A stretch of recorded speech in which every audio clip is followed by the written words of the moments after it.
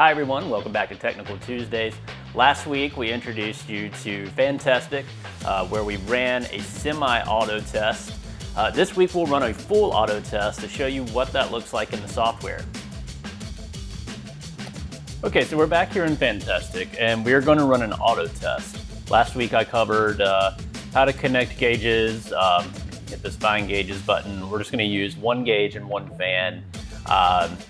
So we've got our BM32 and we've got our Model 5000, and here's our inputs. We're going to use the same inputs that we used last week, same weather data that we inputted as well. The only difference that we're going to do here is doing a full auto test instead of a semi-auto test. So once you have all of your equipment connected and you have all of your inputs in for your building, what you'll do now is you'll go to Settings and then Advanced. Again, this is where you'll choose if you want to have imperial instead of metric, or this is where you choose common control versus individual. Again, since we're just using one fan, this doesn't really matter, so I'll just keep it on common.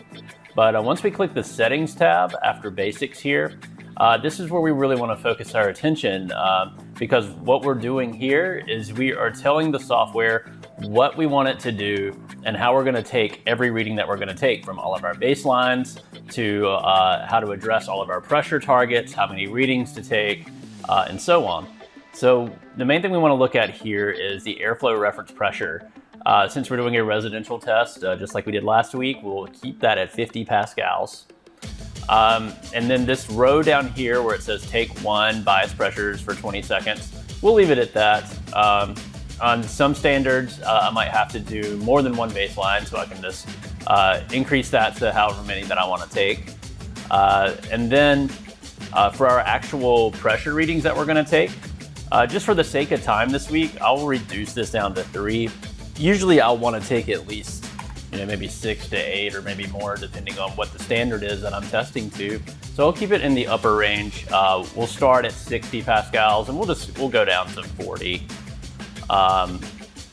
Just to keep it simple for this quick demonstration here. And we'll leave it for taking those readings at 20 seconds each. And then down below, this is where we tell it to keep our error within 5% or 1 pascal within a sample of 6 readings. So we'll leave all that the same. And once we have this like we like it, we'll just go ahead and hit OK. All right, well, now that we're set up, we'll go ahead and begin auto test. Now it's searching for that gauge again, making sure that it's still there and connected. There's a few different ways you can connect your gauges. You can do, you can connect them over USB, you can connect them over Wi-Fi, which is what I'm doing here. But the most reliable connection that you can get is connecting them over a Cat5 data cable. So if you're running a bunch of fans and you have a lot of connections going on, that Cat5 connection is going to be the most stable and reliable. So this says please seal the fan. It's about to take that first baseline reading, so okay. And now we can see in our window here where it says auto test information, it's preparing for the baseline pressure test. So now it's going to take that reading again for 20 seconds, just like we had it set when we went into our settings window to tell the software what we want to do. Now it's telling me to unseal it, so I'm going to set this fan to B4, just like I did last week. So I'll go ahead and take off the range plugs. And now that we're uncovered, we'll hit OK. And now it's going to go ahead and turn the fan on automatically. So we can see it's getting closer, getting a second row here for the 50 pascal target. Now it's dropping again to collect that last point at 40 pascal. Now that it's been reached, that's that last point. So it kicked the fans off by itself. It's telling me to seal the fan again to do that last post bias pressure test. Okay, now that the fan is covered, it's capturing that last baseline. We'll see it populate here. Once it finishes recording that, now it's starting. It's gonna record for 20 seconds.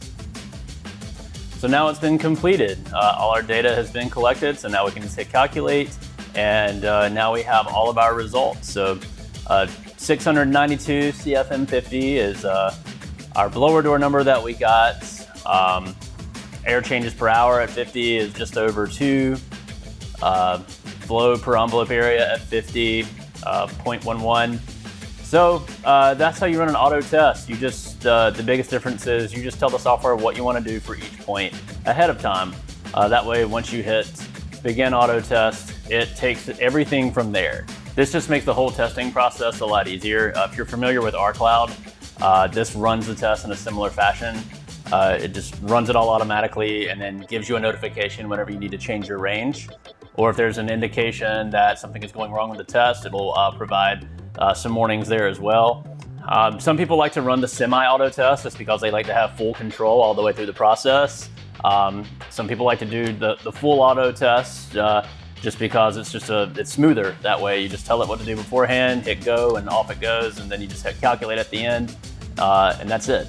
So it's really just a personal preference. There's just two options that we give you on how you can do a multi-point test with multiple fans.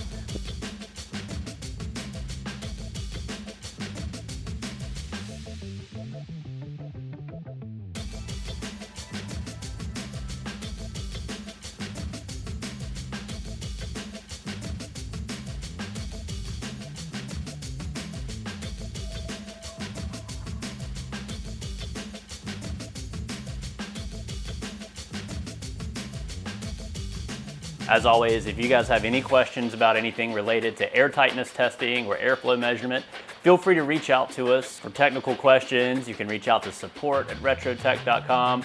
Any sales related questions or questions about products, sales@retrotec.com. I'm Sam, this is Cooley. Thanks again for watching.